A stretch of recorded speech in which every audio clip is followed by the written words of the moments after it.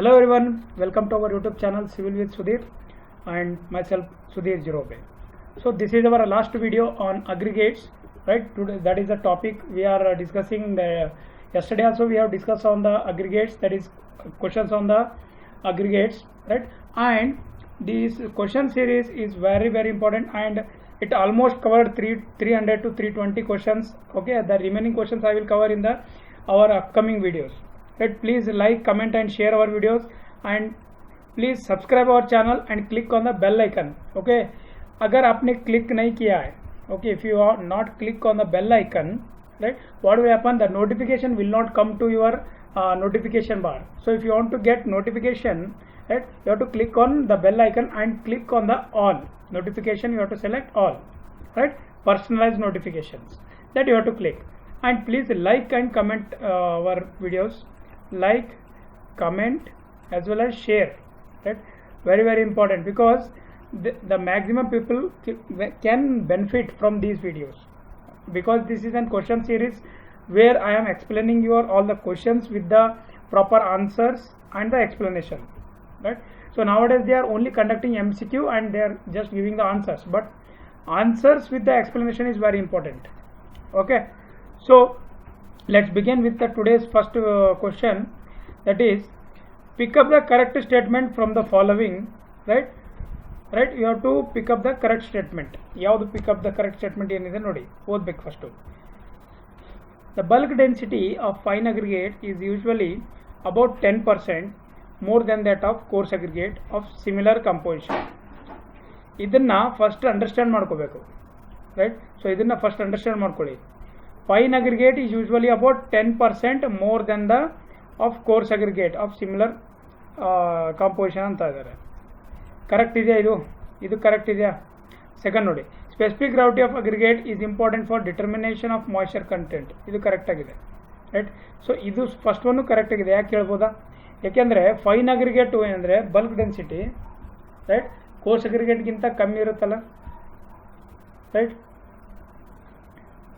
ಅರ್ಥ ಆಗ್ತಿದೆಯಾ ನೋಡಿ. And third one, the absorption and porosity of an aggregate influence the property of the concrete, right? Absorption is nothing but moisture content. Porosity is nothing but the voids presence in the any structure or any particle, right? What are the different voids presence in any particle or any object, that we can say that is an porosity of an aggregate influence the property of an concrete. This also an correct option. So all options are correct in this option. Okay, bulk density ಅಂತ ಹೇಳಿದಿನಲ್ಲ. Okay, wait by volume ಮಾಡಿದಾಗ ನಿಮಗೆ density ಸಿಗುತ್ತಲ್ಲ, wait by volume ಮಾಡಿದಾಗ ನಿಮಗೆ density ಸಿಗುತ್ತೆ, ಅದನ್ನು bulk density ಅಂತೀವಿ. ಇದ್ರ ಬಗ್ಗೆ ನಿನ್ನೆ ಡಿಸ್ಕಸ್ ಮಾಡಿದ್ದೀನಿ. ಮೇಲ್ಗಡೆ ಐ ಬಟನಲ್ಲಿ ನಮ್ಮ ಪ್ರಿವಿಯಸ್ ವಿಡಿಯೋ ಇದೆ, ಅಲ್ಲೋಗಿ ನೋಡ್ಕೊಳ್ಳಿ, ಮತ್ತೆ ಗೊತ್ತಾಗುತ್ತೆ ನಿಮಗೆ. ರೈಟ್, ಸ್ವಲ್ಪ ಪಾಯಿಂಟ್ಸ್ ಇದೆ, ಡಿಸ್ಕಸ್ ಮಾಡೋಣ. Bulk density of course aggregate is lower. Bulk density course aggregate lower ಇರುತ್ತೆ then that of fine aggregate because of larger size of voids. ನೋಡಿ, ಇದೊಂದು ಕಂಟೈನರ್ ಇದೆ ಆಯಿತಾ, ಇದನ್ನು ಎಕ್ಸ್ಪ್ಲೇನ್ ಮಾಡ್ತಾ ಇದ್ದೀನಿ ನೋಡಿ. ಸೊ ಇಲ್ಲೊಂದು ಕಂಟೈನರ್ ಇದೆ, ವಿ ಹ್ಯಾವ್ 2 ಕಂಟೈನರ್ಸ್ ಆಯಿತಾ. ಇದರಲ್ಲಿ ನೋಡಿ ಈ ಥರ ಏನಂದರೆ ನಾನು ಕೋರ್ಸ್ ಅಗ್ರಿಗೇಟ್ ನಾನು ಪ್ಲೇಸ್ ಮಾಡ್ತಾ ಇದ್ದೀನಿ, ಈ ಥರ ಇದೆ ಅಂತ ತಿಳ್ಕೊಳ್ಳಿ ಆಯಿತಾ. ಈ ಥರ ಇರುತ್ತೆ, ಯಾವುದಿದು ಕೋರ್ಸ್ ಅಗ್ರಿಗೇಟ್, ಇದು ಕೋರ್ಸ್ ಅಗ್ರಿಗೇಟ್. ಅದೇ ಫೈನ್ ಅಗ್ರಿಗೇಟ್ ಯಾವ ಥರ ಇರುತ್ತೆ, ಬರೀ ನಮ್ಮದು ಸ್ಯಾಂಡ್ ಇದೆ, ಸ್ಯಾಂಡ್ ಬರೀ ಈ ಥರ ಫಿಲ್ ಆಗುತ್ತೆ, ನಮಗೆ ಪಾರ್ಟಿಕಲ್ ಬೈ ಪಾರ್ಟಿಕಲ್ ಕಾಣೋದಿಲ್ಲ. ಯಾಕೆಂದರೆ ಇದರಲ್ಲಿ ಗ್ಯಾಪ್ ಏನಿರುತ್ತೆ, ವಾಯ್ಡ್ಸ್ ಏನಿರುತ್ತಲ್ಲ ಕಮ್ಮಿ ಇರುತ್ತೆ, ವಾಯ್ಡ್ಸ್ ಆರ್ ಮಿನಿಮಮ್ ಫೈನ್ ಅಗ್ರಿಗೇಟಲ್ಲಿ. ಅದಕ್ಕೋಸ್ಕರ ಬಲ್ಕ್ ಡೆನ್ಸಿಟಿ ಯಾವುದ್ರ ಜಾಸ್ತಿ ಇರುತ್ತೆ, ರೈಟ್? ಸೊ ಫೈನ್ ಅಗ್ರಿಗೇಟ್ದು ಯಾವತ್ತು ಬಲ್ಕ್ ಡೆನ್ಸಿಟಿ ಜಾಸ್ತಿ ಇರುತ್ತೆ. ಅರ್ಥ ಆಯ್ತಲ್ಲ ಯಾಕಂತ? Highly porous stones absorb water from concrete, thus causes disturbance in water cement ratio, hence they influence the property of the concrete. So ಕಾಂಕ್ರೀಟ್ಗೆ ಯಾವ ಥರ ಎಫೆಕ್ಟ್ ಮಾಡುತ್ತೆ ಅಂತ ಹೇಳ್ತಾ ಇರೋದು. ಮೇನ್ಲಿ ಏನಂದರೆ ಪೋರಸ್ ಸ್ಟ್ರಕ್ಚರು, ಯಾಕೆಂದರೆ ಅದರಲ್ಲಿ ವಾಟರ್ ಅಬ್ಸರ್ಪ್ಷನ್ ಜಾಸ್ತಿ ಮಾಡ್ಕೊಂಡು ಬಿಡುತ್ತೆ. ವಾಟರ್ ಅಬ್ಸರ್ಪ್ಷನ್ ಮಾಡಿದ್ರೆ ವಾಟರ್ ಸಿಮೆಂಟ್ ರೇಷಿಯೋನು ಏನಂತಾರೆ ರೆಡ್ಯೂಸ್ ಆಗೋ ಚಾನ್ಸಸ್ ಇರುತ್ತೆ. ಅದರಿಂದ ಏನಾಗುತ್ತೆ, it directly effect the strength of the concrete. ಅರ್ಥ ಆಗ್ತಿದೆಯಲ್ಲ? ನಿಮಗೆ ಡೀಪಲ್ಲಿ ಹೇಳ್ತಾ ಇರೋದು ನಾನು, ಮೇಲ್ಗಡೆಯಿಂದಿಲ್ಲ, ಡೀಪಾಗಿ ತಿಳ್ಕೊಳ್ಳಿ, ಯಾಕೆ ಕ್ವಶನ್ಸು ಇಂಪಾರ್ಟೆಂಟ್ ಇದೆ ಅದಕ್ಕೆ.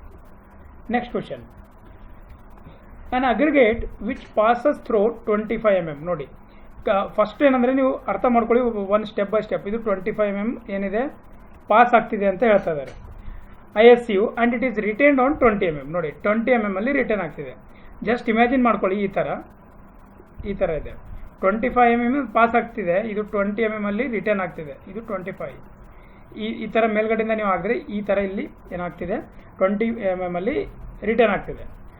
And it is set to be flaky. ಇದು ಮೇನ್ ಇಂಪಾರ್ಟೆಂಟ್, ನಮಗೆ ಬೇಕಾಗಿರೋದು ಇದೆ ನೋಡಿ. ಫ್ಲೇಕಿನೆಸ್ಸು ಮತ್ತು ಯಾವುದು ಇನ್ನೊಂದು ಯಾವುದಿದೆ, ಫ್ಲೇಕಿನೆಸ್ ಇಂಡೆಕ್ಸ್ ಇನ್ನೊಂದು ಯಾವುದು ಆಯಿತಾ. ಫ್ಲೇಕಿ ಅಂತ ಯಾವತ್ತೂ ಬಂದಾಗ elongation flaky. If it is least dimension is less then. ನೋಡಿ ಎಲಾಂಗೇಷನ್ ಮತ್ತು ಫ್ಲೇಕಿ ಇದೆ, ಅದಕ್ಕೆ 0.6 ಟೈಮ್ಸು ಯಾವುದಕ್ಕೆ ಫ್ಲೇಕಿ ಇದ್ದರೆ ಆಯಿತಾ. ಎಲಾಂಗೇಷನ್ ಇತ್ತಂದರೆ 1.8 ಟೈಮ್ ಮಲ್ಟಿಪ್ಲೈ ಮಾಡ್ಬೇಕಂತ ಹೇಳಿದ್ದೆ, ಅರ್ಥ ಆಗ್ತಿದೆಯಲ್ಲ. ಇಲ್ಲ ಅವ್ರೇನು ಕೇಳ್ತಾ ಇದ್ದಾರೆ ಇವಾಗ, ಇಟ್ಸ್ ಲೀಸ್ಟ್ ಡೈಮೆನ್ಷನ್ ಅಂದರೆ ನೋಡಿ ಇಲ್ಲಿ ಅವರು ಪಾರ್ಟಿಕಲ್ ಸೈಜ್ ಕೊಟ್ಟಿಲ್ಲ, ಬಟ್ ಸಿವ್ ಸೈಜ್ ಕೊಟ್ಟಿದ್ದಾರೆ. They have given the sieve size. So if they given, when they given only the sieve sizes, first you have to find the mean size. How you can calculate? Taking the average of 20 plus 20, 25 plus 20 by 2, right? So it is 45 by 2. 45 by 2. 45 by 2. It will come how much? 45 by 2, right? So 22.5, right? So 22.5 you are getting 22.5. After that they have asked the flaky. What is the definition of flaky? Flaky definition ಏನಿದೆ ಹೇಳ್ಬೋದಾ? Flaky definition ಏನಿದೆ ನಮ್ಮದು. So ಯಾವತ್ತೂ flaky ಅಂತ ಕೇಳಿದಾಗ flaky, ಒಂದು ನಿಮಿಷ ಆಯಿತಾ. ಮತ್ತೊಂದು ಎಲಾಂಗೇಟೆಡ್, ಇಲ್ಲಿ ಬರಿತೀನಿ ನಿಮ್ಗೆ ಅರ್ಥ ಆಗುತ್ತೆ. ಎಲಾಂಗೇಟೆಡ್ ಆಯಿತಾ, ಎಲಾಂಗೇಟೆಡ್ ಕಾಣಿಸ್ತಾ ಇದೆಯಲ್ಲ ಎಲಾಂಗೇಟೆಡು. ಸೊ ಫ್ಲೇಕಿ ಅಂತ ಕೊಟ್ಟಾಗ 0.6 ಟೈಮ್ಸ್ ಆಫ್ ಮೀನ್ ಡೈಮೆನ್ಷನ್ ಅಂತ ಬರುತ್ತೆ. ಸೊ ಇದು ಬಂದಾಗ ಎಲಾಂಗೇಟೆಡ್ ಬಂದಾಗ 1.8 ಟೈಮ್ಸ್ ಇಷ್ಟು ನೆನ್ಪಿಡಬೇಕು. So average size into this, average size ಏನಿದೆ ಇವಾಗ 22.5, ರೈಟ್. ಸೊ ಇದು ನಮ್ದು ಏನಂತಂದರೆ ಆವ್ರೇಜ್ ಸೈಜ್ ಅನ್ಬೋದು, ರೈಟ್. ಈಗ ಇದನ್ನು ಮಲ್ಟಿಪ್ಲೈ ಮಾಡಬೇಕು ಯಾವುದರಿಂದ, 0.6 ಇಂದ, ಅವಾಗ 13.5 ಬರುತ್ತೆ, right. So that is our answer. Answer means ಆ 13.5 ಏನಾಗುತ್ತೆ ನಮ್ಮದು ಲೀಸ್ಟ್ ಡೈಮೆನ್ಷನ್ ಆಗುತ್ತೆ. ಸೊ ಇದರ ಆನ್ಸರು ಡಿ ಆಗುತ್ತೆ. ಅರ್ಥ ಆಗ್ತಿದೆಯಲ್ಲ. ನೋಡಿ ಎರಡು ಸಿವ್ ಕೊಟ್ಟಿದ್ದಾರೆ, ಅದರಿಂದ ಅದು ಡಿವೈಡ್ ಮಾಡಿದಾಗ ರೈಟ್ ಆವ್ರೇಜ್ ತೆಗೆದ್ಬಿಟ್ಟು ಅದನ್ನು ಮಲ್ಟಿಪ್ಲೈ ಮಾಡಬೇಕು, ಇಷ್ಟೇ, ರೈಟ್. ಸೊ ಅದೇ ಇಲ್ಲಿ ಏನಂದರೆ ಫುಲ್ ಡೀಟೇಲಲ್ಲಿ ಹೇಳಿದ್ದಾರೆ. ಬೇಕಾದರೆ ನೀವು ವಿಡಿಯೋನ ಪಾಸ್ ಮಾಡಿಬಿಟ್ಟು ಇದನ್ನು ನೋಡ್ಕೋಬೋದು. ಅರ್ಥ ಆಗ್ತಿದೆಯಲ್ಲ. ಹೋಗೋಣ ನೆಕ್ಸ್ಟ್ ಕ್ವಶನ್ಗೆ. Right, next question. The bulk density of aggregates is generally expressed, right? ನೋಡಿ bulk density weight by volume ಅಂತ ನಾನು ಜಸ್ಟ್ ಹೇಳಿದ್ದೆ. ಜಸ್ಟ್ ಒಂದು simple definition. weight by volume ಅಂದರೆ ಡೆನ್ಸಿಟಿ ಆಗುತ್ತೆ. So bulk density ton per cubic metre generally express. Ton per cubic ಮೀಟರಲ್ಲಿ ಮಾಡ್ತಾರಾ, ಇಲ್ಲ ಕೆ ಜಿಯಲ್ಲಿ ಮಾಡ್ತಾರಾ, ಇಲ್ಲ ಕೆ ಜಿ ಪರ್ ಲೀಟರ್ ಮಾಡ್ತಾರಾ, ಇಲ್ಲ ಯಾವುದರಲ್ಲೂ ಮಾಡೋದಿಲ್ಲ, ರೈಟ್. ಸೊ ಬಲ್ಕ್ ಡೆನ್ಸಿಟಿ ಯಾವುದು ಕೆ ಜಿ ಪರ್ ಲೀಟರ್ ಮಾಡ್ತಾರೆ. ಯಾಕೆಂದರೆ ನಾವು ಒಂದು ಕಂಟೈನರಲ್ಲಿ ತೊಗೊಂಡ್ಬಿಟ್ಟು ಎಷ್ಟು ಲೀಟರ್ಸ್ ಕಂಟೈನರ್ ಇದೆ ಇದು, ಮತ್ತು ಎಷ್ಟು ಕೆ ಜಿ ನಾವು ಅದರಲ್ಲಿ ಪ್ಯಾಕಿಂಗ್ ಮಾಡ್ತಾ ಇದ್ದೀವಿ, ಕೆ ಜಿ ಪರ್ ಲೀಟರಲ್ಲಿ ಇದ್ರದ್ದು ಯೂನಿಟ್ ಬರುತ್ತೆ. ಸೊ ಇದರದ್ದು ಆನ್ಸರ್ ಏನಾಗುತ್ತೆ, K G per litre is answer for this question. So as per IS 2386 Part 3 1963 the bulk density shall be reported in kg per liter to nearest 0.012 kg per liter. RCC ದು density ಕೇಳಿದೆ, ಯಾರು comment ಮಾಡಿಲ್ಲ, comment ಮಾಡಬೇಕು ಆಯಿತಾ. RCC density ಎಷ್ಟಿದೆ, 25 kN per meter square, meter cube, right. PCC ಎಷ್ಟಿದೆ, 24 or 23 ತಗೋತಾರೆ. Okay, ಅರ್ಥ ಆಗ್ತಿದೆಯಲ್ಲ, kN per meter cube. ಆಮೇಲೆ ಬ್ರಿಕ್ ಮೇಸನ್ರಿದು ಎಷ್ಟಿದೆ ಹೇಳ್ಬೋದಾ. ಬ್ರಿಕ್ ಮೇಸರಿ ಡೆನ್ಸಿಟಿ ಎಷ್ಟಿದೆ, ಸಿಮೆಂಟ್ ಡೆನ್ಸಿಟಿ ಎಷ್ಟಿದೆ, 1440 ಅಂತ ನೆನಪಿದೆಯಾ ಅಲ್ವಾ. 1440 kg per meter cube ನೆನಪಿದೆಯಾ, 1440. ಬ್ರಿಕ್ದು ಹೇಳ್ಬೋದಾ, 1900 kg per meter cube. ಗೊತ್ತಾಯ್ತಲ್ಲ, ಬ್ರಿಕ್ದು, ಸಿಮೆಂಟ್ದು, ಸ್ಟೋನ್ ಸ್ವಲ್ಪ ಬೇರೆ ಇದೆ. ಅರ್ಥ ಆಗ್ತಿದೆಯಾ. ಓಕೆ, ನೆಕ್ಸ್ಟ್ ಕ್ವಶನ್ ಹೋಗೋಣವಾ. Next question. Using the largest maximum size of the aggregates in concrete reduces. ನೋಡಿ, ಲಾರ್ಜೆಸ್ಟ್ ಸೈಜ್ ಮ್ಯಾಕ್ಸಿಮಮ್ ನೀವು ಯೂಸ್ ಮಾಡಿದ್ರೆ ಏನು ರೆಡ್ಯೂಸ್ ಮಾಡ್ಬೋದು? The cement content, right? Cement content ಎಷ್ಟು ಆ್ಯಡ್ ಮಾಡ್ತೀವಿ ಅದೆಲ್ಲ ನಮ್ಮದು ವರ್ಕೆಬಿಲಿಟಿ ಅಲ್ಲಿ ಬರುತ್ತೆ. ಮತ್ತು ನಾವು RCC ಯಾವಾಗ ಓದ್ತೀವಲ್ಲ ಸ್ಟಡಿ ಮಾಡ್ತೀವಲ್ಲ ಅಲ್ಲಿ ಬರುತ್ತೆ. ಟೆಬ್ಲರ್ ಕಾಲಮ್ ಇದೆ, ಕ್ಲಾಸಸ್ ಇದೆ, ಅದನ್ನು ನಾವು ಪ್ರಾಪರಾಗಿ ಫಾಲೋ ಮಾಡಬೇಕು. ನೆಕ್ಸ್ಟ್ ವಾಟರ್ ರಿಕ್ವೈರ್ಮೆಂಟ್, ಎಷ್ಟು ವಾಟರ್ ಟು ಸಿಮೆಂಟ್ ರೇಷಿಯೋ ಎಷ್ಟು ಆ್ಯಡ್ ಮಾಡ್ತೀವಿ ಅದು. ಆಮೇಲೆ ಡ್ರೈಯಿಂಗ್ ಶ್ರಿಂಕೇಜು, ಇವನ್ನೆಲ್ಲ ಅವಾಯ್ಡ್ ಮಾಡ್ಬೋದು ನಾವು ಅಗ್ರಿಗೇಟ್ ಸೈಜ್ನ ಮ್ಯಾಕ್ಸಿಮಮ್ ತೊಗೊಂಡ್ರೆ. ಅರ್ಥ ಆಯ್ತಾ? ಸೊ ಅದನ್ನೇ ಇಲ್ಲಿ ಹೇಳ್ತಾರೆ ನೋಡಿ. So largest maximum size of aggregate in concrete results in lesser surface area. ನೋಡಿ, ಸರ್ಫೇಸ್ ಏರಿಯಾ ಅಂದರೆ ಈಗ ಇದೊಂದು ಅಗ್ರಿಗೇಟ್ ಇದೆ, ಆಯಿತಾ? ಈ ಅಗ್ರಿಗೇಟ್ನ ಇದೇನು ಟೋಟಲ್ ಏರಿಯಾ ಏನಿದೆಯಲ್ಲ ನಮ್ಗೆ ಕಾಣ್ತಾ ಇರೋದು ಎಲ್ಲ ಕಡೆದು, ಅದನ್ನು ನಾವು ಸರ್ಫೇಸ್ ಅಂತೀವಿ. ಸೊ ಇದನ್ನು ವೆಟ್ ಮಾಡೋಕ್ಕೆ ಏನು ನಾವು ವಾಟರ್ ಯೂಸ್ ಮಾಡಬೇಕಾಗುತ್ತಲ್ಲ, ವೆಟ್ಟೆಡ್ ಏರಿಯಾ ಅಂತೀವಲ್ಲ, ಅದು cement paste large size use ಮಾಡಿದ್ರೆ ಕಮ್ಮಿ ವಾಟ್ರಲ್ಲಿ ಅದೇನಂದರೆ ಲುಬ್ರಿಕೇಟ್ ಆಗಿಬಿಡುತ್ತೆ, ಜಾಸ್ತಿ ವಾಟರ್ ಏನು ಬೇಕಾಗಿಲ್ಲ. ಅದೇ ನೀವು ಚಿಕ್ಕದಾಗಿರೋದು ಅಥವಾ ಇದಕ್ಕಿಂತ ಸ್ವಲ್ಪ ಕಮ್ಮಿ ಇರೋದು ಅಗ್ರಿಗೇಟ್ ಸೈಜ್ ಯೂಸ್ ಮಾಡಿದ್ರೆ ಇದನ್ನು ಫುಲ್ ವೆಟ್ ಮಾಡಬೇಕಾಗುತ್ತೆ. ಯಾಕೆಂದರೆ ಬಾಂಡಿಂಗ್ ಬಿಟ್ವೀನ್ ದೀಸ್ ಟು, ಆಯಿತಾ, ಇದರಲ್ಲಿ ಸ್ವಲ್ಪ ಕಾಂಪ್ಯಾಕ್ಟ್ ಆಗೋಕ್ಕೆ ಏನಂದರೆ ಅದಕ್ಕೆ ಜಾಸ್ತಿ ಮಾಯ್ಶ್ಚರ್ ಕಂಟೆಂಟ್ ಬೇಕು. ಇದರಲ್ಲಿ ಮಾಯ್ಶ್ಚರ್ ಕಂಟೆಂಟ್ ಜಾಸ್ತಿ ಬೇಕಾಗಲ್ಲ largest size maximum size aggregate use ಮಾಡಿದ್ರೆ. ಇದು ಮೇನ್ ಡಿಫ್ರೆನ್ಸ್. ಅರ್ಥ ಆಗ್ತಿದೆಯಲ್ಲ? ಅದನ್ನು ಸ್ಟೋರಿ ಥರ ನೆನ್ಪಿಟ್ಕೊಂಡ್ಬಿಡಿ, ಗೊತ್ತಾಗುತ್ತೆ ನಿಮಗೆ. So surface area to be wetted by cement paste, thus water and cement requirement reduces use of lesser cement results in reducing drying shrinkage. ನೋಡಿ, cement content ಕಮ್ಮಿ ಮಾಡಿದ್ರೆ ಡ್ರೈಯಿಂಗ್ ಶ್ರಿಂಕೇಜ್ನ ನಾವೇನಂದರೆ ಕಂಟ್ರೋಲ್ ಮಾಡ್ಬೋದು. ಡ್ರೈಯಿಂಗ್ ಶ್ರಿಂಕೇಜ್ ಅಂದರೆ ಗೊತ್ತಿಲ್ಲ, ಇವಾಗ ನೀವು ಮಿಕ್ಸ್ ಮಾಡ್ತಾ ಇರುವಾಗ when you are mixing the cement concrete or concrete, when you add the water, right? During the mixing when you add that water, if you add excess water, what will happen when you apply it at the structures, right? So due to its low specific gravity it will come to the surface ಬಂದ್ಬಿಡುತ್ತೆ. ಅದಾದಮೇಲೆ ಇವಾಪ್ರೇಟ್ ಆಗಿಬಿಡುತ್ತೆ. ಅದನ್ನು ಇವಾಪ್ರೇಟ್ ಮಾಡಬಾರ್ದಂದ್ರೆ ಏನಂದರೆ ಇಲ್ಲಿ polythene ಕವರ್ನ use ಮಾಡಿಬಿಟ್ಟು ಅದನ್ನು cover ಮಾಡಬೇಕು, right? So ಅದನ್ನು ನಾವು ಡ್ರೈಯಿಂಗ್ ಶ್ರಿಂಕೇಜ್ನ ಸಿಮೆಂಟ್ ಕಂಟೆಂಟ್ನ ಕಮ್ಮಿ ಮಾಡಿದ್ರೆ ಆಗುತ್ತೆ ಅಂತ ಹೇಳ್ತಾ ಇರೋದು. ಅರ್ಥ ಆಯ್ತಲ್ಲ? ಸ್ಟೋರಿ ಅರ್ಥ ಆಯ್ತಾ? ಸ್ಟೋರಿ ಥರ ನೆನ್ಪಿಟ್ಕೊಂಡ್ಬಿಡಿ. Okay. So answer for this question, above question is the all options are correct.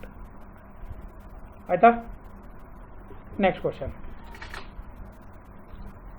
The type of aggregate not suitable. Nodi, yav type of aggregate suitable for high strength concrete and for the pavements subjected to tension is. Yav type of aggregate na ನಾವು use ಮಾಡೋಕ್ಕಾಗಲ್ಲ, ಆಯಿತಾ? Rounded ಅಗ್ರಿಗೇಟ್ನ ನಾವು use ಮಾಡೋಕ್ಕಾಗಲ್ಲ. Irregular use ಮಾಡ್ಬೋದು, angular use ಮಾಡ್ಬೋದು, flake use ಮಾಡ್ಬೋದು. ಯಾಕೆ, ಆಯಿತಾ? ಇಲ್ಲಿ ಅವರು ಕಂಡೀಷನ್ ಕೊಟ್ಟಿದ್ದಾರೆ, high strength concrete and for pavement subjected to tension ಅಂತ ಕೊಟ್ಟಿದ್ದಾರೆ. ಓಕೆ, ಯಾಕೆಂದರೆ rounded aggregate have poor interlocking and bond makes it unsuitable for high strength concrete and pavement. ನೋಡಿ, ಇಲ್ಲೊಂದು ಮತ್ತೊಂದು ಎಕ್ಸಾಂಪಲ್ ಕೊಟ್ಟು ಹೇಳ್ತೀನಿ. ಈಗ ಫಾರ್ ಎಕ್ಸಾಂಪಲ್ಲು ರೋಡ್ ನೋಡಿಕೊಳ್ಳಿ. ಈಗ ಈ ಥರ ಇದೊಂದು ರೋಡ್ ಇದೆ, ಈ ಥರ ಕ್ರಾಸ್ ಸೆಕ್ಷನ್ ಇದೆ ಅಂತ ತಿಳ್ಕೊಳ್ಳಿ. ಸೊ ಇಲ್ಲಿ ನೀವೀಗ ರೌಂಡೆಡ್ ಅಗ್ರಿಗೇಟ್ ಯೂಸ್ ಮಾಡಿದ್ದೀರ. ಸೊ ರೌಂಡೆಡ್ ಅಗ್ರಿಗೇಟ್ಸ್ ಅಂದರೆ ಇವು ಇಂಟರ್ಲಾಕಿಂಗ್ ಇದ್ರದ್ದು ಸರಿಯಾಗಿಲ್ಲ. ಯಾಕೆಂದರೆ ಇವುಗಳೇನೆಂದರೆ ಒಂದ್ರ ಮೇಲೆ ಒಂದೇ ಜಸ್ಟ್ ಜರ್ಕ್ ಆಗೋ ಚಾನ್ಸಸ್ ಇರುತ್ತಾ ಇಲ್ವಾ? ಆಯಿತಾ? ಬಂಡೆಗಲ್ಲು ರೌಂಡ್ ಇದ್ದರೆ ನಿಮ್ಗೆ ಏರೋಕ್ಕಾಗಲ್ಲ. ಅದೇ ಒಂದೊಂದು ಬೇರೆ ಟೈಪ್ ಇದ್ದರೆ ನೀವು ಆರಾಮಾಗಿ ಇರ್ಬೋದು. ಅದೇ ಥರ ಫಸ್ಟ್ ಪ್ರಾಬ್ಲಮ್ ಏನಂದರೆ ಇವು ಜರ್ಕ್ ಆಗೋ ಚಾನ್ಸಸ್ ಇರುತ್ತೆ. ಅಂದರೆ ನೀವು ಇವಾಗ ಇಲ್ಲಿ ಲೋಡ್ ಅಪ್ಲೈ ಮಾಡಿದ್ರೆ ನೀವು, ಆಯಿತಾ? ಸೊ ಇದ್ರ ಮೇಲೆ ನೀವು ಲೋಡ್ ಅಪ್ಲೈ ಮಾಡಿದ್ರೆ ಇದು ಜರ್ಕ್ ಆಗಿಬಿಟ್ಟು ಕ್ರ್ಯಾಕ್ ಆಗೋ ಚಾನ್ಸಸ್ ಇರುತ್ತೆ ರೌಂಡೆಡ್ ಅಗ್ರಿಗೇಟಲ್ಲಿ. ಅದೇ ಫ್ಲೇಕಿ ಅಥವಾ ಎಲಾಂಗೇಟೆಡ್ ಏನಿದೆಯಲ್ಲ ಇದು, ಆಯಿತಾ, ಇರ್ರೆಗ್ಯುಲರ್ ಅಗ್ರಿಗೇಟು ಆಂಗ್ಯುಲರ್ ಅಗ್ರಿಗೇಟ್ ಇದ್ದರೆ ಅದ್ರದ್ದು ಇಂಟರ್ಲಾಕಿಂಗ್ ಸರಿಯಾಗಿರುತ್ತೆ. ಒಂದು ಈ ಥರ ಇದ್ದರೆ ಇನ್ನೊಂದು ಏನಂತಂದರೆ ಈ ಥರ ಇರುತ್ತೆ. ಸೊ ಅದ್ರದ್ದು ಇಂಟರ್ಲಾಕಿಂಗ್ ಸರಿಯಾಗಿರುತ್ತೆ. ಅದಕ್ಕೋಸ್ಕರ ರೌಂಡೆಡ್ ಅಗ್ರಿಗೇಟ್ನ ಜಾಸ್ತಿ ಯೂಸ್ ಮಾಡಲ್ಲ. ಸೊ ಇರ್ರೆಗ್ಯುಲರ್ ಅಗ್ರಿಗೇಟು ಮತ್ತು angular aggregate, flaky aggregate use ಮಾಡ್ಬೋದು, right, compare to rounded aggregate. ಅದಕ್ಕೋಸ್ಕರ ಮೋಸ್ಟ್ಲಿ ಫ್ಲೇಕಿ ಅಗ್ರಿಗೇಟ್ ಯಾವತ್ತೂ ಯೂಸ್ ಮಾಡಬಾರ್ದು. ಯಾಕೆಂದರೆ ಸ್ಟ್ರೆಂತ್ ಭಾಳ ರೆಡ್ಯೂಸ್ ಮಾಡಿಬಿಡುತ್ತೆ. ಸ್ಟ್ರೆಂತು ಭಾಳ ರೆಡ್ಯೂಸ್ ಮಾಡುತ್ತೆ ಫ್ಲೇಕಿ. ಆಂಗ್ಯುಲರು ಇರ್ರೆಗ್ಯುಲರು ಯೂಸ್ ಮಾಡ್ತಾರೆ. ನೋಡಿ, ವರ್ಕ್ಯಾಬಿಲಿಟಿ ಜಾಸ್ತಿ ಬೇಕಾದರೆ ರೌಂಡೆಡ್ ಅಗ್ರಿಗೇಟ್ನ ಯೂಸ್ ಮಾಡ್ತಾರೆ. ಯಾಕೆಂದರೆ ಲುಬ್ರಿಕೇಷನ್ ಆಗೋಕ್ಕೆ, ಆಯಿತಾ, ಲುಬ್ರಿಕೇಟ್ ಇಸ್ ನಥಿಂಗ್ ಬಟ್ ಅದರ ಸರ್ಫೇಸ್ನ ಮಾಯ್ಸ್ಟ್ ಮಾಡೋಕ್ಕೆ, ಇಲ್ಲ ವೆಟ್ ಮಾಡೋಕ್ಕೆ ಅದಕ್ಕೇನು ವಾಟರ್ ಕಂಟೆಂಟ್ ಬೇಕಾಗುತ್ತಲ್ಲ, ಅದು ರೌಂಡೆಡ್ ಅಗ್ರಿಗೇಟಲ್ಲಿ ಸ್ವಲ್ಪ ಕಮ್ಮಿ ಇರುತ್ತೆ ಆಯಿತಾ. ಸೊ ಅದಕ್ಕೋಸ್ಕರ ಗುಡ್ ವರ್ಕಬಿಲಿಟಿಗೆ rounded aggregates is the best, right. Condition ಮೇಲೆ ನೋಡಿ ಕ್ವಶನ್ಸ್ ಚೇಂಜ್ ಆಗುತ್ತೆ ಅಂತ ಹೇಳ್ತಾ ಇರೋದು ನಾನು. ನೆಕ್ಸ್ಟ್ ಕ್ವಶನ್ ಹೋಗೋಣವಾ? ಅರ್ಥ ಆಯ್ತಲ್ಲ ಈ question? Next question, IS sieve number 10 mm and 4.75 mm are generally used for grading of. ನೋಡಿ 10 mm ಮತ್ತು 4.75 mm ಅಂತ ಇದ್ದಾರೆ. 4.7 mm ನಮ್ದು ಏನಂದರೆ ಒಂದು ಬೇಸ್ ಥರ ಇದೆ. ಇದರಿಂದ ಇದನ್ನು ಪಾಸ್ ಆದರೆ ಫೈನ್ ಅಗ್ರಿಗೇಟ್ ಅಂತೀವಿ, ಇದನ್ನು ರಿಟೇನ್ ಆದರೆ ಕೋರ್ಸ್ ಅಗ್ರಿಗೇಟ್ ಅಂತೀವಿ. ಮಿನಿಮಮ್ ಸೈಜು ಕೋರ್ಸ್ ಅಗ್ರಿಗೇಟು ನಾವು 20 mm 10 mm ವರೆಗೂ ಯೂಸ್ ಮಾಡ್ತೀವಿ, ಕರೆಕ್ಟಾ? 10 mm ಯೂಸ್ ಮಾಡ್ತೀವಿ. ಅಂದರೆ ಎಲ್ಲ 4.75 ನಮ್ದು ಏನಂದರೆ ಬೇಸ್ ಇದೆ, ಅಷ್ಟು ಕಡಿಮೆ ಇರೋದು ಯೂಸ್ ಮಾಡಲ್ಲ. ಬಟ್ ಯಾಕೆಂದರೆ ಅದನ್ನು ಡಸ್ಟ್ ಅಂತ ಕನ್ಸಿಡರ್ ಮಾಡಿಬಿಡ್ತಾರೆ 4 mm ತೊಗೊಂಡ್ರೆ. ಸೊ 10 mm ಇಂದ 40 ಅಥವಾ 80 ವರೆಗೂ ಲಾಸ್ಟ್ ಯೂಸ್ ಮಾಡ್ಬೋದು ನಾವು ಕೋರ್ಸ್ ಅಗ್ರಿಗೇಟು. ಫೈನ್ ಅಗ್ರಿಗೇಟ್ ಅಂದರೆ ಫೈನ್ ಅಗ್ರಿಗೇಟ್ ಪಾರ್ಟಿಕಲು ಯಾವತ್ತೂ 4.75 ಇಂದ 15 ಮೈಕ್ರಾನ್ವರೆಗೂ ಯೂಸ್ ಮಾಡ್ಬೋದು ಅಂತ ನಾನು ಹೇಳಿದ್ದೆ, ಆಯಿತಾ. ಆಲ್ಮೋಸ್ಟ್ 6 ಮೈಕ್ರಾನ್ವರೆಗೂ ಯೂಸ್ ಮಾಡ್ತಾರೆ. ಸಿಲ್ಟ್ ಅಥವಾ ಯಾವ್ದಾರ ಗ್ರಾವೆಲ್ ಅಂತ ಬೇರೆ ಥರನೂ ಯೂಸ್ ಮಾಡ್ಬೋದು, ಅರ್ಥ ಆಯ್ತಲ್ಲ. ಸೊ ಕೋರ್ಸ್ ಅಗ್ರಿಗೇಟ್ಗೂ ಯೂಸ್ ಮಾಡ್ತಾರೆ, ಫೈನ್ ಅಗ್ರಿಗೇಟ್ಗೂ ಯೂಸ್ ಮಾಡ್ತಾರೆ. So both coarse aggregate and fine ಅಗ್ರಿಗೇಟ್ಗೂ ಯೂಸ್ ಮಾಡ್ತಾರೆ ಇವು ಸೀವ್ಗಳು. ಸೊ ಇದಂತೂ ಆಗೋದಿಲ್ಲ. So answer for this question is third one. ಅರ್ಥ ಆಯ್ತಲ್ಲ ಯಾಕೆ ಅಂತ ಸ್ವಲ್ಪ ನಿಮ್ಗೆ ಎಕ್ಸ್ಪ್ಲೇನ್ ಮಾಡಿದ್ದೀನಿ, ಅದನ್ನು ನೋಡಿ ಅರ್ಥ ಮಾಡ್ಕೊಳ್ಳಿ ನೀವು. So aggregate retained on 4.75 sieve are identified as coarse, while aggregate passed from 4.75 mm sieve are identified as fine aggregate. So thus IS sieve 4.75 mm are used for the grading of both coarse aggregate and fine aggregate. ಅಷ್ಟೇ ನಾನು ಹೇಳಿರೋದೇ ಇಲ್ಲಿಗೆ, ಆಯಿತಾ. So ನಿಮ್ಮ ರೆಫರೆನ್ಸ್ಗೋಸ್ಕರ ನಾನು theory part ಹಾಕೋದು ಯಾವಾಗಲೂ, ಯಾಕೆಂದರೆ ನಿಮಗೆ ಪ್ರೂಫ್ ಇರಬೇಕಲ್ಲ, ನಿಮ್ಗೆ ಗೊತ್ತಾಗಬೇಕಲ್ಲ. ನಾನು ಹೇಳ್ತಾ ಇರೋದು ಒಂದ್ಸಲ ನೀವು ಕಾನ್ಸಂಟ್ರೇಷನ್ ಆಗಲಿಲ್ಲ ಅಂದರೂ ವಿಡಿಯೋನ ಪಾಸ್ ಮಾಡಿಬಿಟ್ಟು ಇದನ್ನು ಇಲ್ಲಿ ನೋಡ್ಕೋಬೋದು, ಆಯಿತಾ. Next question 284th question. Next question, the maximum size of the aggregate in concrete depends on. Maximum size ಯಾವುದ್ರ ಮೇಲೆ ಡಿಪೆಂಡ್ ಇರುತ್ತೆ? Thickness of structural section. ನೋಡಿ ಸ್ಟ್ರಕ್ಚರಲ್ ಮೆಂಬರ್ಸ್ ಯಾವ್ಯಾವುದು ಗೊತ್ತಿದೆಯಲ್ಲ ನಮ್ಮ ಬಿಲ್ಡಿಂಗ್ಸಲ್ಲಿ, ಯಾವ್ಯಾವುದು ಲೋಡ್ ಮೇನ್ ಲೋಡ್ ಕ್ಯಾರಿ ಮಾಡುತ್ತೆ ಅದನ್ನು ನಾವು ಸ್ಟ್ರಕ್ಚರಲ್ ಮೆಂಬರ್ಸ್ ಅಂತೀವಿ. ಸೊ ಆ ಸ್ಟ್ರಕ್ಚರಲ್ ಮೆಂಬರ್ಸ್ನ ನಾವು ಮ್ಯಾನುಫ್ಯಾಕ್ಚರ್ ಮಾಡೋಕ್ಕೆ ಯಾವ್ಯಾವ ಸೆಕ್ಷನ್ಸ್ ಯೂಸ್ ಮಾಡ್ತೀವಲ್ಲ ಅವೇ ನಮ್ಮ ಸ್ಟ್ರಕ್ಚರಲ್ ಸೆಕ್ಷನ್ಸು. ಯಾವ್ಯಾವ ಅಂದರೆ ಫೂಟಿಂಗ್ ಇದೆ, ಕಾಲಮ್ ಇದೆ, ಬೀಮ್ ಇದೆ, ಆಯಿತಾ. ಆಮೇಲೆ ಸ್ಲ್ಯಾಬ್ ಇದೆ, ರಿಟರ್ನಿಂಗ್ ವಾಲ್ಸ್ ಇದೆ, ಇವೆಲ್ಲ ನಮ್ಮದು structural members. So thickness of the structural member ಮೇಲೂ ಡಿಪೆಂಡ್ ಇರುತ್ತೆ ಮ್ಯಾಕ್ಸಿಮಮ್ ಸೈಜ್ ಆಫ್ ಅಗ್ರಿಗೇಟು.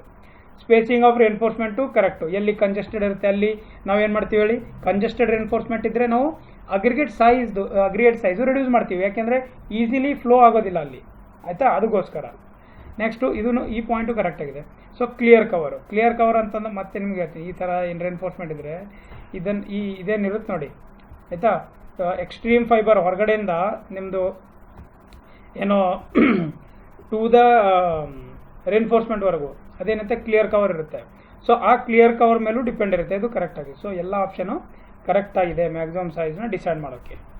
ನೋಡಿ ಇಲ್ಲಿ ಈಗ, so maximum size of aggregate is govern by the thickness of the section, spacing of reinforcement, ಆಯಿತಾ. ಅಂದರೆ 1 ಬಾರ್ ಟು 1 ಬಾರು ಎಷ್ಟು spacing ಇದೆ ಅದ್ರ ಮೇಲೂ ಡಿಪೆಂಡ್ ಇರುತ್ತೆ. ಆ್ಯಂಡ್ ಕ್ಲಿಯರ್ ಕವರ್, ಮಿಕ್ಸಿಂಗ್ ಯಾವ ಥರ ಮಾಡ್ತಾ ಇದ್ದೀರಾ, ಹ್ಯಾಂಡ್ಲಿಂಗು ಆ್ಯಂಡ್ ಪ್ಲೇಸಿಂಗ್ ಮೆಥಡ್ಸು ಇದ್ರ ಮೇಲೂ ಇರುತ್ತೆ. ಸೊ ಇದೆಲ್ಲ ಮಿಕ್ಸಿಂಗ್ ಹ್ಯಾಂಡ್ಲಿಂಗು ವರ್ಕಬಿಲಿಟಿಯಲ್ಲಿ ಬಂದ್ಬಿಡುತ್ತೆ, ಅದು ಫುಲ್ ಕಂಪ್ಲೀಟು ಇದರೊಳಗಡೆ ಬಂದ್ಬಿಡುತ್ತೆ. Okay, next for economy the maximum aggregate should be as large as possible but not more than the 1/4. ನೋಡಿ ಇದು ಕೋಡ್ ಬುಕ್ಕಿಂದ ಹೇಳ್ತಾ ಇರೋದು. 1/4 of the minimum thickness of the member. 1/4 of the minimum thickness of the member ಇದೆ, ಅರ್ಥ ಆಯ್ತಾ. So next point ನೋಡಿ important. For ರೇನ್ಫೋರ್ಸ್ section the maximum size should be at least 5 mm less than the clear cover spacing between the reinforcement and the 5 mm less than the clear cover. So 5 mm cover ಬಿಟ್ಟು ಅದನ್ನು add ಮಾಡ್ಕೊಂಡು ಹೋಗಬೇಕು ನೀವು, ಆಯಿತಾ. Maximum size ಏನಂತ ಹೇಳ್ತಾ ಇರೋದು ಇಲ್ಲಿ 5 mm less than the clear spacing. ಆ ಸ್ಪೇಸಿಂಗಿಂತ 5 mm ಲೆಸ್ ಇಡಬೇಕು ನೀವು ಅಂತ ಹೇಳ್ತಾ ಇರೋದು, ಆಯಿತಾ. ಯಾವುದು size of the aggregate. Okay, ಅರ್ಥ ಆಯ್ತಾ. ಮತ್ತು ಮ್ಯಾಕ್ಸಿಮಮ್ ಸೈಜು 80 mm ವರೆಗೂ ನಾವು ಯೂಸ್ ಮಾಡ್ಬೋದು ಕೋರ್ಸ್ ಅಗ್ರಿಗೇಟ್ನ. Aggregate more than 20 mm size are seldomly use for the reinforce concrete structure. So RCC ಮೆಂಬರ್ಸ್ಗೆಲ್ಲ ಯಾವ್ದು ಯೂಸ್ ಮಾಡ್ತೀವಿ ಅಂದರೆ 20 mm ಅಗ್ರಿಗೇಟ್ನ ಯೂಸ್ ಮಾಡ್ತೀವಿ, right. Maximum size 80 mm use ಮಾಡ್ಬೋದು. ಓಕೆ, ಅರ್ಥ ಆಯ್ತಾ ಈ ಕ್ವಶನು ತುಂಬ ಇಂಪಾರ್ಟೆಂಟ್ ಕ್ವಶನ್ ಇದು. ನೆಕ್ಸ್ಟ್ ಕ್ವಶನ್ ಹೋಗೋಣವಾ. ನೆಕ್ಸ್ಟ್ ಕ್ವಶನ್ ನೋಡಿ, ಈ ಕ್ವಶನ್ ಆನ್ಸರ್ ನೀವು ಹೇಳ್ಬೋದಾ?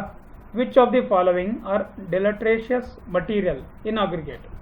ಕೋಲ್, clay lumps, soft fragment are all options are correct. ಯಾವುದು ಅಂತ ಹೇಳ್ಬೋದಾ? 10 ಸೆಕೆಂಡ್ಸ್ ಕೊಡ್ತೀನಿ, ಹೇಳಿ.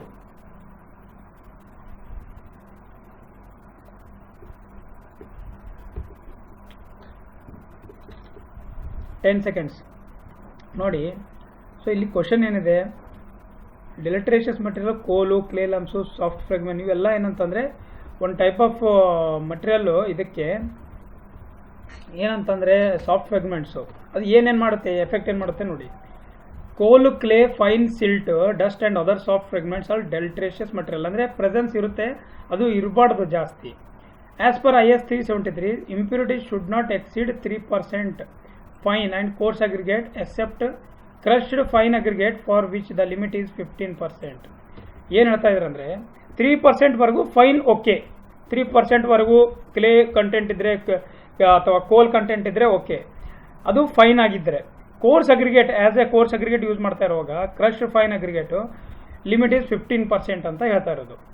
Okay, next clay, fine silt and dust is determined from the sedimentation method. ನೋಡಿ, ಸೆಡಿಮೆಂಟೇಷನ್ ಮೆಥಡಿಂದ ಫೈಂಡ್ ಔಟ್ ಮಾಡ್ಬೋದು ನಾವು, ಆಯಿತಾ, ಸಿಮೆಂಟಲ್ ಪ್ರೆಸೆನ್ಸ್ ಇದ್ದರೆ. Light weight pieces such as ಕೋಲ್, ignite are determined by means of sink float separation in heavy liquid of suitable specific gravity.